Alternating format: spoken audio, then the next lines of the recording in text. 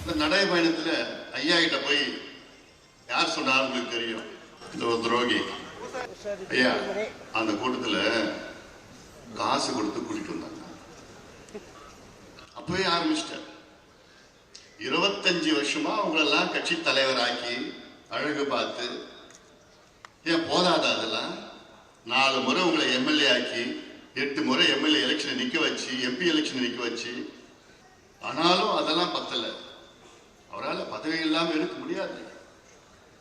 சூழ்ச்சி என்னைக்கு ஆரம்பிச்சார்? அன்னைக்கு சொன்னாங்கல்ல, என்ன தலைவராக்கி அடுத்த நாளே சூழ்ச்சி. ஐயா உங்க படத்தை சின்னதா போட்டாங்க ஐயா, ஸ்டாம்ப் சைஸ்ல போட்டாங்க ஐயா. அவர் படத்தை இவ்வளவு பெருசா போட்டாங்க ஐயா.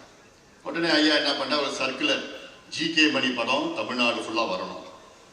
இதுதான் இதுக்காக தான் இப்படி ஒரு சூழ்ச்சி பண்ணி அப்பா புள்ள ஒரு உறவை, அப்பா பிள்ளைக்குள்ள இந்த இடைவெளி உண்டாக்கி உண்டாக்கி என்னன்னா பண்ணிட்டு இருக்கிறாங்க. ஐயோ இவனுங்கெல்லாம் சாதாரண ஆள் கிடையாது, இவங்கெல்லாம் சமூகத்தில் ஒதுக்கப்படணும். இவங்கெல்லாம் கட்சி நம்ம கிட்டதான் இருக்கு, இன்னும் இருக்கும், சின்னம் நம்ம கிட்டதான் இருக்கு, அது பிறகும் இருக்கு. அதெல்லாம் உங்களுக்கு எந்த சந்தேகம் இப்படி